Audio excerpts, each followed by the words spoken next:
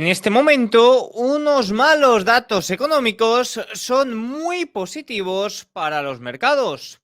¿Hasta cuándo puede durar esta narrativa?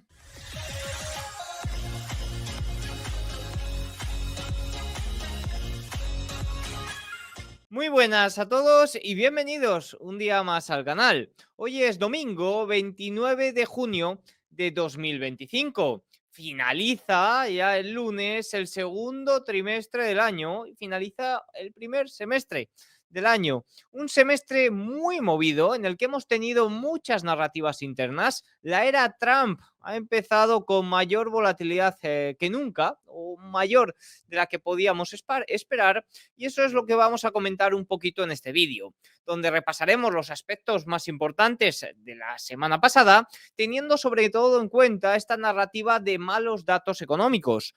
Durante la última semana hemos conocido datos que invitan fuertemente a una desaceleración del consumo. ¿Hasta qué punto esto ayuda a la narrativa del mercado? ¿Ayuda a que el mercado o impulsa al mercado? ¿Cuál es el punto? ¿Cuál es el baremo en el que esto puede ser un problema? Y además de esto vamos a hablar de todo lo que tenemos por delante. Evidentemente tenemos una semana por delante importantísima. Datos de empleo, datos de ISM manufacturero y de servicios, comentarios de Powell y una guerra comercial que parece que está a punto de impactar de nuevo a los mercados. No me entretengo más, vamos con ello.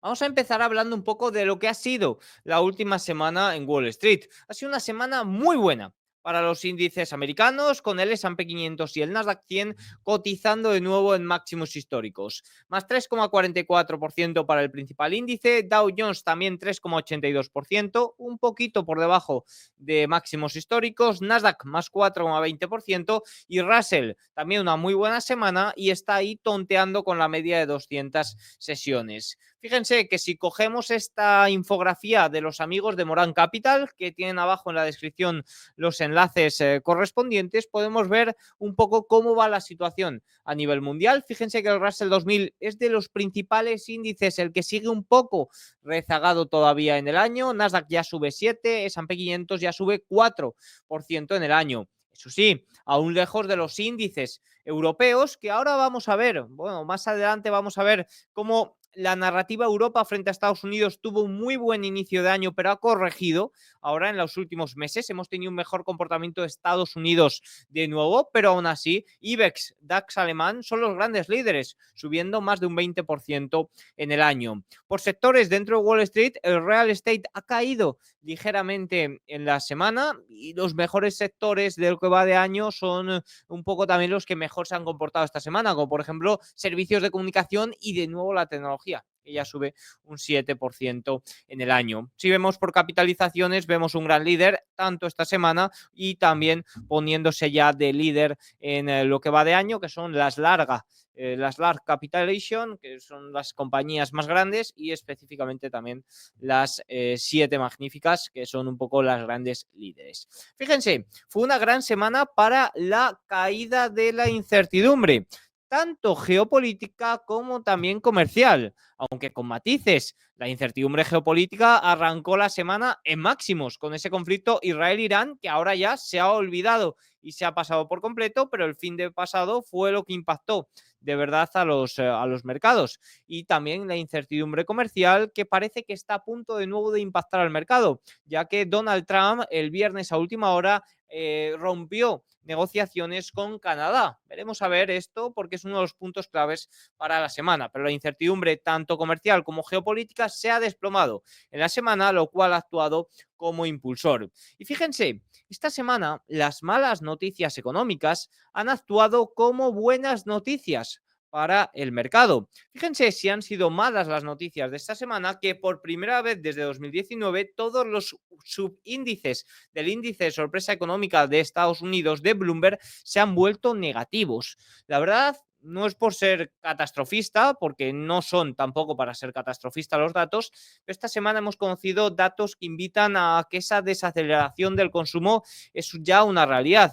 Hemos visto cómo dentro de los datos de deflactor de inflación los ingresos y los gastos se han desplomado. Hemos conocido el dato final del Producto Interior Bruto correspondiente al primer trimestre y hemos visto una caída del consumo muy, muy grande, que al final es la principal pata del crecimiento económico americano. Un dato, ya saben que no hace la tendencia, estaremos pendientes de todo ello, pero esta semana los datos han invitado mucho a eso. ¿Qué pasa? Que unos malos datos económicos en este momento, donde los rendimientos de los bonos americanos son tan elevados, donde nadie espera que se lleven o que se llevaran a cabo bajadas de tipos en el año 2025, incluso durante buena parte de este primer semestre solo se pronosticaba una bajada de tipos en el año 2025. Pues eso evidentemente es positivo. ¿Por qué? Porque unos malos datos económicos que inviten a desaceleración, pronostica o aumenta las probabilidades de que la Reserva Federal baje los tipos de interés. Fíjense que en este momento las probabilidades para bajada de tipos en julio han aumentado considerablemente. Hace 3 semanas ni nos lo imaginábamos y ahora ya las probabilidades son de un 21% y se están pronosticando 3 bajadas de tipos para el año 2025. Por tanto, ¿en qué punto estas malas noticias pueden ser también malas para el mercado? Pues en el punto en el que cambiemos de riesgo de desaceleración económica, que sea positivo porque invita a bajadas de tipos progresivas, a recesión económica. En el momento en el que los datos de verdad sean malos y los rendimientos de los bonos del tesoro estén un poquito más abajo. Por ejemplo, hace un año pasaba un poco lo mismo. Hace un año el final del mes de junio y el inicio del mes de julio fue también muy positivo porque esos datos económicos se estaban empezando a desacelerar. Pero ¿qué pasa? Que pilló con los rendimientos ya mucho más abajo, pilló todo el tema del carry trade, toda la volatilidad de agosto y existió el riesgo de que los datos económicos no solo se desaceleraran, sino que generaran recesión. Por tanto, malos datos económicos se puede interpretar como positivo hasta cierto punto. Ahora todavía cuela esta narrativa. Si los datos son realmente preocupantes, cuidadito ahí porque vendrían un poco los sustos. ¿Esto qué ha hecho? Pues esto ha provocado que tanto el S&P 500 como el Nasdaq 100 tuvieran un gran impulso. Fíjense que han tenido una fantástica semana, rompiendo un poco ese rango lateral de las últimas semanas y el S&P 500 ha logrado su mayor cierre histórico semanal. Lo mismo para el Nasdaq 100. Fíjense, aquí lo tenemos más liderado por el Nasdaq 100, que ha visto un mayor impulso. ¿Por qué? Porque la semana ha estado dominado por las siete magníficas. Sí que es cierto que la amplitud ha sido positiva de forma muy generalizada y no solo en el S&P 500, sino en los mercados americanos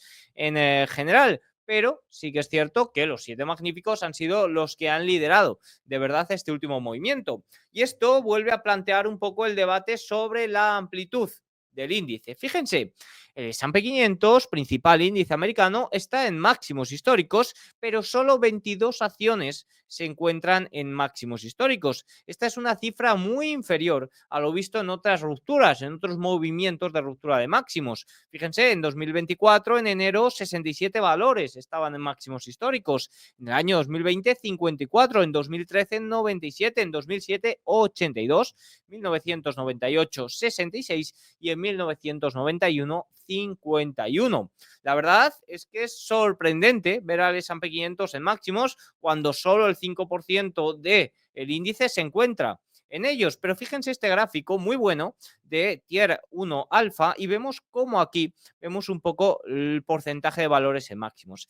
Fíjense cómo durante los últimos años, especialmente desde el año 2020, pero más especialmente desde el año 2021, cuando se empezaron a disparar estas grandes compañías, cuando los 7 magníficos empezaron a destacar de verdad, ya no solo en cuanto a retorno o rendimiento bursátil, sino también en cuanto a crecimiento de sus ingresos, pues no es tan inusual, no es algo tan inusual, ¿no? Fíjense que aquí teníamos también un movimiento muy al alza y veíamos que el porcentaje de valores cerca de máximos era menor, ¿no? Por tanto, esto es algo que ha venido ocurriendo en los últimos años debido especialmente a los 7 magníficos, si es que el propio nombre lo dice por sí solo, que al final se han visto impulsados por ese aumento, ese crecimiento de los ingresos. Fíjense, las 10 mayores empresas del S&P 500 ahora representan un 38% de la capitalización de mercado. Y atención, porque representan también un récord del 30% de los beneficios. Aquí hay una narrativa constante que es si esto puede estar a punto de cambiar. No os voy a mentir, no lo sé, no soy adivino. Sí que es cierto que este gráfico de que la desaceleración de los 7 magníficos tiene que llegar, ya ha empezado a llegar. Ya hemos visto como en el último trimestre los 7 magníficos han desacelerado ese crecimiento tan brusco que tenían con anterioridad. pero aún así han superado a las estimaciones, aunque hayan desacelerado, han superado a las estimaciones de ingresos de los analistas, mientras que el resto sí que es cierto que se han visto más dificultad para superar esas estimaciones. Que se van a juntar, que el crecimiento del resto de valores va a mejorar mientras que el de los 7 magníficos va a desacelerar. Pues oye, al menos las estimaciones apuntan un poco hacia ello. Veremos a ver, sí que es cierto que si hay alguien que puede sorprender al alza son estos 7 magníficos, que tienen que desacelerar, 100% de acuerdo, pero a lo mejor se pronostica una desaceleración que es menor a lo que luego ofrecen estos valores y lo contrario para el resto, veremos a ver, pero bueno, sí que es cierto que buscar oportunidad fuera de los 7 magníficos a mí siempre me ha parecido una fantástica oportunidad, pero no se me ocurre ni por asomo tratar de dar la espalda por completo a estos valores porque cuando tienen que dar la cara, lo dan y cuando tienen que sorprender o superar las estimaciones, lo han hecho. Si nos salimos un poco de estos grandes índices, vemos que el principal índice de las pequeñas compañías, Russell 2000, donde también se incluyen muchos valores un poquito más feos, valores que no generan beneficios, está en este momento intentando romper la media de 200 puntos. Sí que es cierto que ha tenido un muy buen rally. Estamos viendo cómo esas compañías grow, esas compañías que no generan beneficios, están teniendo grandes impulsos, sobre todo por esas grandes estimaciones que tienen. Parece que el mercado vuelve un poco a haber impulsado esta narrativa también por la perspectiva de bajadas de tipos. Como digo, esas noticias malas son buenas para el mercado, son buenas incluso también para estos valores porque descuentan una bajada de tipos, descuentan que estas compañías se van a beneficiar de ese ciclo de bajadas de tipos porque, oye, son compañías que requieren financiación constante, son compañías que se ven muy favorecidas por ese ciclo de bajadas, pero claro, si realmente los malos datos invitan a una recesión, invitan a que las compañías van a permanecer durante más tiempo con dificultades económicas, pues oye, por más que se bajen tipos, sí que es cierto que puede tardar un poquito más en trasladarse al mercado y que el mercado en ese momento reaccione de forma negativa. Es que me acuerdo mucho, sobre todo, cómo a finales de julio de 2024 fue un poco la narrativa o fue un poco lo que pasó. Tengo como ese déjà vu del año pasado, finales de junio, inicios de julio muy, muy positivos con esta narrativa, datos malos, mercado bueno, pero cuando los malos datos realmente se trasladan a malos datos y hay riesgo de nuevo, ahí el mercado corrige, ahí el mercado se sorprende, porque una recesión económica, evidentemente, a corto plazo no es positivo. A medio plazo sí que es cierto que es un activador de mayores déficits, un activador de mayores estímulos, pero a corto plazo, evidentemente, el mercado va a reaccionar. Hay una narrativa muy, muy curiosa en el mercado, que patrocinada un poco por Ryan Detrick y que ha compartido mi querido José Luis Cárpatos esta mañana en su vídeo de reflexión del domingo, que es el mercado Rocky Balboa, que básicamente lo que hace referencia es un poco cómo reacciona el mercado, en este caso el S&P 500, a los días posteriores de caídas. Y la verdad que este año 2025 está siendo espectacular, pasa prácticamente al ritmo del año 2020, unas reacciones muy positivas tras un día de bajada. Fíjense, al final, el S&P 500 acaba de alcanzar un nuevo máximo histórico, había bajado un 18% hace 3 meses y esto ha hecho que la subida del S&P 500 sea en forma de V y sea una de las más espectaculares que se recuerdan. En otras ocasiones que ha habido este rebote tan fuerte, este rebote en V, en el 100% de las ocasiones el S&P 500 se ha mantenido al alza en un horizonte de 3 meses y con una subida media de un 6,8%. Esto indica que sí o sí el mercado va a seguir al alza y que haya una amplitud tan baja indica que haya un riesgo. La verdad que no. La verdad que una amplitud tan estrecha sí que es cierto que es algo a vigilar, pero los datos de amplitud ahora mismo no nos están indicando ni mucho menos debilidad.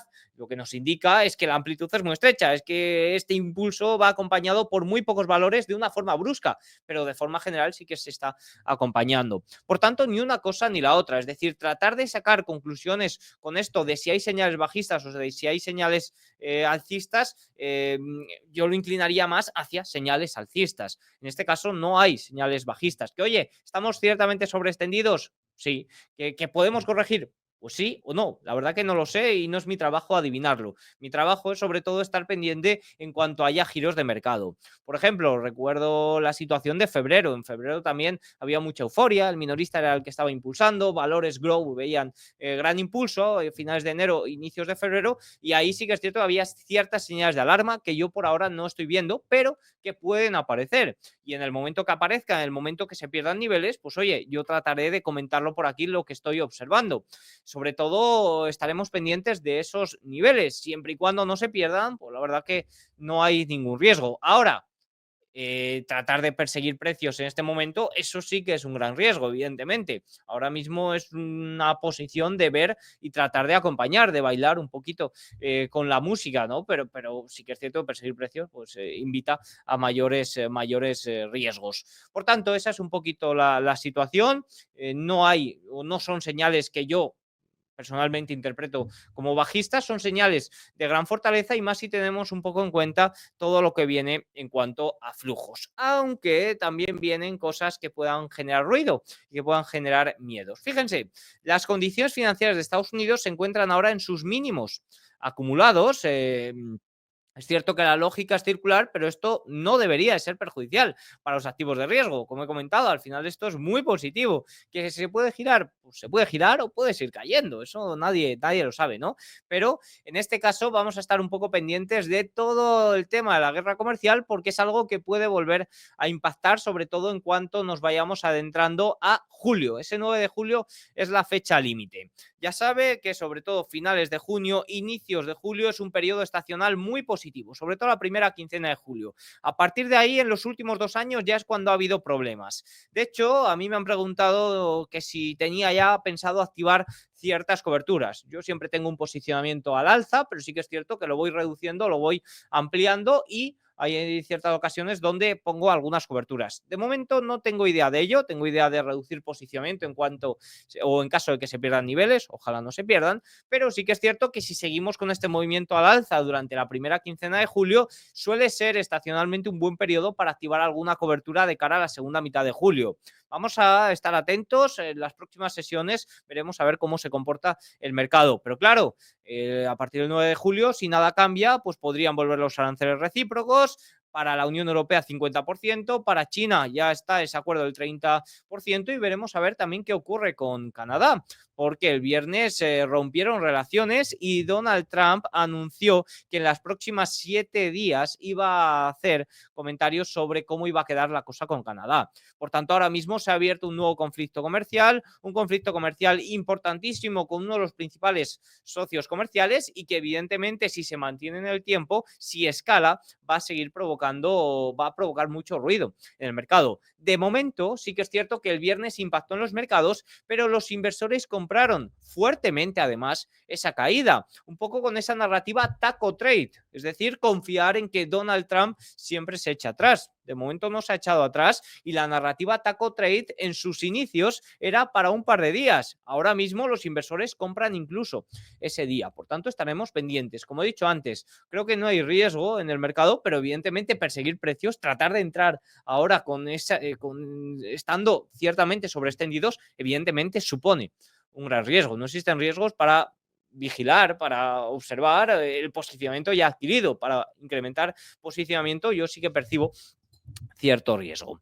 ¿Cuáles son los puntos claves de la semana? Bueno, pues fíjense como el corto plazo, sí que es cierto que la volatilidad esperada es un poquito más baja, pero va a aumentar durante la semana. Es que esta semana es festivo el viernes en Wall Street y el jueves hay cierre temprano, 3 horas antes del cierre de Wall Street. Por tanto, se concentran todos los datos en 4 días, sobre todo nóminas no agrícolas, ISM servicios, ISM manufactureros. Fíjense, el viernes el mercado superó la call wall, un nivel de resistencia muy importante, los 6.100, y fue directo a los 6.200, que ahora mismo es un poco el techo técnico. Los mercados de opciones nos muestran que los dealers tienen importantes posiciones cortas calls en ese nivel de los 6.200. Por tanto, si se rompe al alza, podrían verse obligados a comprar una cantidad de futuros para cubrir su exposición y sería algo que acompañe un poco al mercado. Por tanto, los dealers siguen forzados a cubrirse en un mercado que no deja de presionar al alza. Es decir, ojo si se rompe ese 6.200 porque podría haber un impulso mucho mayor. Es un poquito a lo que voy. Decir, oye, no veo señales claras de recogida, incluso veo lo contrario, que si se siguen rompiendo niveles al alza, esto puede seguir impulsándose. ¿Sobreextendido? Totalmente. Como digo, creo que hay un riesgo a la hora de tratar de aumentar exposición, sobre todo en los principales índices. No hablo de valores individuales, pero también hay un riesgo en caso de querer bajarte del barco. Ojito para el lunes porque Goldman estaba pronosticando los rebalanceos de los fondos de pensiones. Probablemente se haya visto también algo el viernes y se esperaban que fueran de 26.000 millones. El viernes es el último día del trimestre. También tema collar JP Morgan. Vamos a ver cómo se rolea. Estaban los 5.905. La call corta. Por tanto, si hay movimientos un tanto peculiares de cara al lunes, puede que sea justificado por esto. Estaremos pendientes también de ello.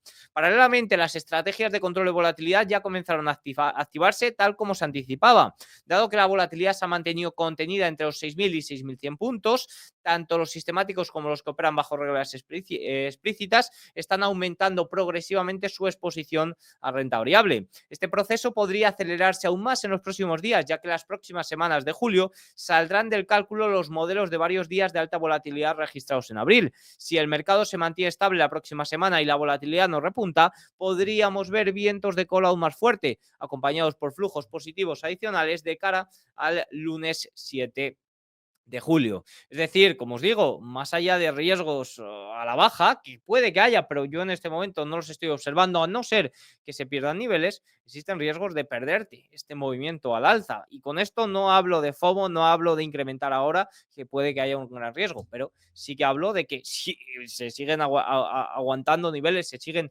recuperando zonas, en este caso 6.200 que es por arriba, los dealers se van a ver obligados a comprar y además, si el mercado no sufre gran volatilidad en los próximos días, estos fondos de control de volatilidad están listos para llevar a cabo grandes compras. Datos cortesía del buen amigo JJ Montoya. Dicho esto, vamos a hacer un pequeño comentario sobre la renta fija, porque claro, esta semana los datos malos han sido buenos para el mercado y han sido buenos también para los bonos, han sido buenos para los mercados de renta variable y también para los bonos, ya que hemos visto una considerable caída de los rendimientos de los bonos del Tesoro americano. Como digo, esto provoca cierto alivio porque estaban en niveles muy elevados. Recordemos que a finales de mayo hablábamos de riesgos que realmente había por este lado. Ahora que han corregido un poquito, y es cierto que es positivo, que para los mercados de renta variable se traslada como algo positivo y cierto alivio también para las condiciones financieras.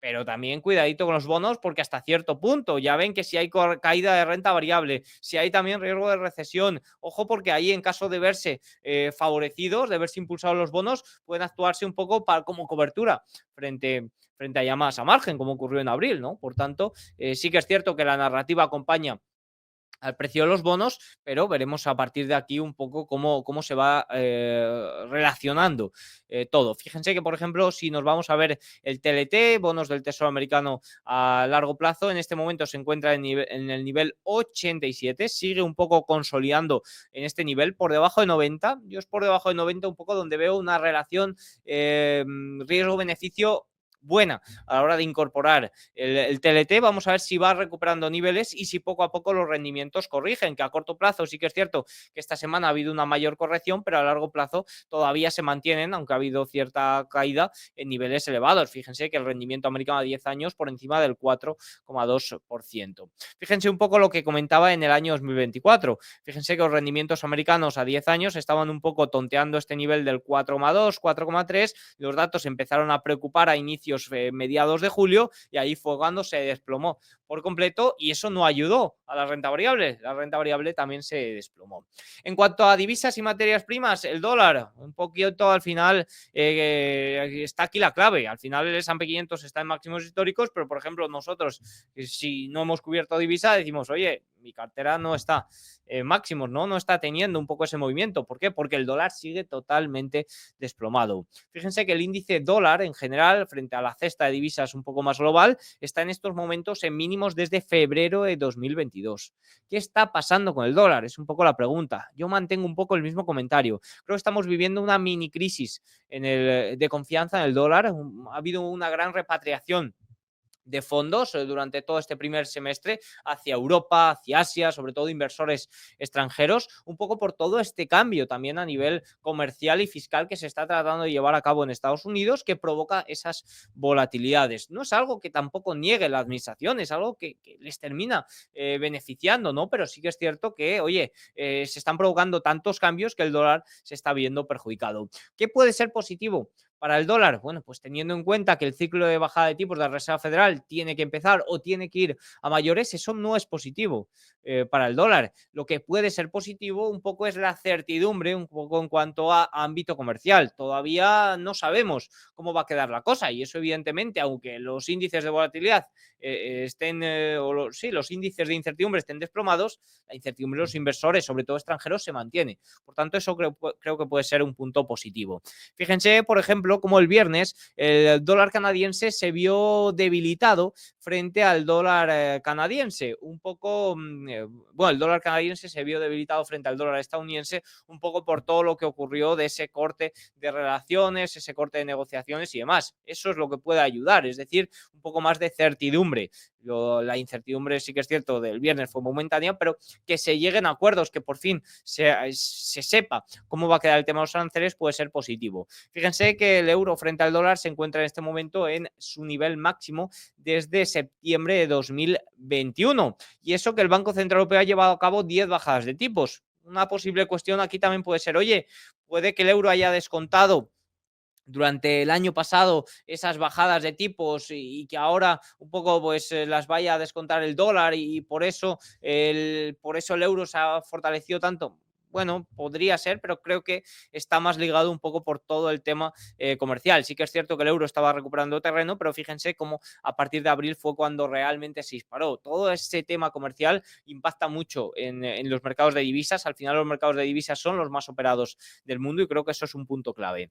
El oro no ha tenido una semana muy brillante y lo más relevante es que el viernes perdió la media de 50 sesiones que estaba actuando como tendencia. Por tanto, quizás entramos en un periodo un poquito más de consolidación en el oro. Veremos a ver también con la guerra comercial y si vuelve a impactar, cómo puede afectar. Pero parece que a corto plazo entramos en un rango un poquito más lateral. Bitcoin parece que está a punto, que puede romper niveles clave al alza. Está en torno a los 107, 108 mil. Vigilemos aquí porque puede haber un nuevo impulso en caso de ruptura. Un poco también acompañado por este movimiento, malas noticias, buenas para renta variable y buenas también en general para el riesgo. Veremos a ver, creo que puede ser un punto clave. Y el West Texas al final totalmente desplomado, vuelve a los $64, el Brent también $66, 65, una cosita así, después de que la incertidumbre geopolítica desapareciera por completo y Israel e Irán hicieran las paces con ese alto al fuego impulsado un poco por Donald Trump.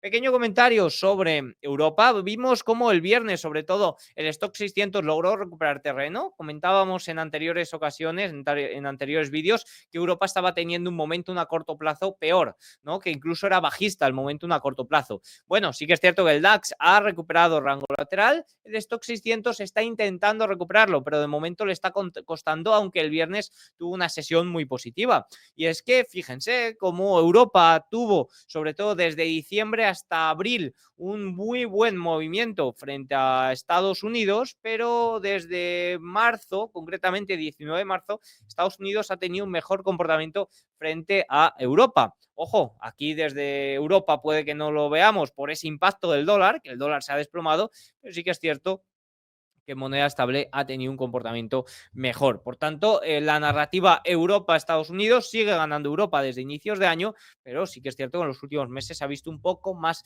debilitado. Y ojito con cómo puede impactar a Europa en las negociaciones con Estados Unidos. Se dice que va a llegar a un acuerdo antes del 9 de julio, pero la situación con Europa es una de las más preocupantes, ahora que ya han resuelto la de China. Por tanto, cuidadito con cómo puede impactar esto.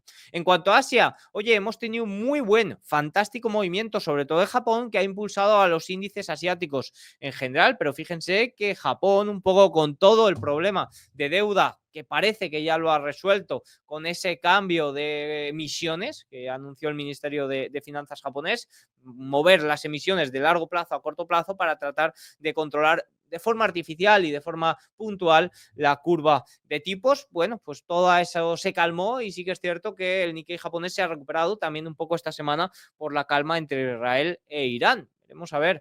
pero sí que es cierto que el Nikkei está teniendo un comportamiento bastante superlativo estas últimas semanas. También el acuerdo con Japón, Corea del Sur y Vietnam parece que está a punto, y sí que es cierto que el acuerdo con India parece que está un poquito más rezagado. Para esta semana tenemos datos de PMI manufacturero y no manufacturero en China, mañana lunes. En Europa tendremos datos de IPC alemán el lunes, IPC de la eurozona el martes. Tendremos también el martes datos de PMI manufacturero y el jueves datos de PMI servicios. Lo mismo, martes y jueves, PMI manufacturero y de servicios de Reino Unido. Y en Estados Unidos, fíjense que el martes tendremos datos de ISM manufacturero, también ofertas de empleo JOLTS. Creo que ese mismo martes hace comentarios Jerome Powell, presidente de la Reserva Federal. Estaremos muy pendientes de ello, sobre todo con los últimos datos tan débiles. Datos de empleo ADP para el miércoles, nóminas no agrícolas y tasa de desempleo en vez de para el viernes, que es festivo, para el jueves, junto con el dato de ISM de servicios. Jueves habrá cierre temprano en Wall Street a las 7 de la tarde hora española, 1 de la tarde horario de Nueva York, y el viernes Wall Street permanecerá cerrado. Así que nada, vamos a ver cómo va la semana. Tienen todos los datos. Espero que les haya gustado el vídeo. Si es así, háganmelo saber con un like, un comentario y nos vemos mañana. Chao.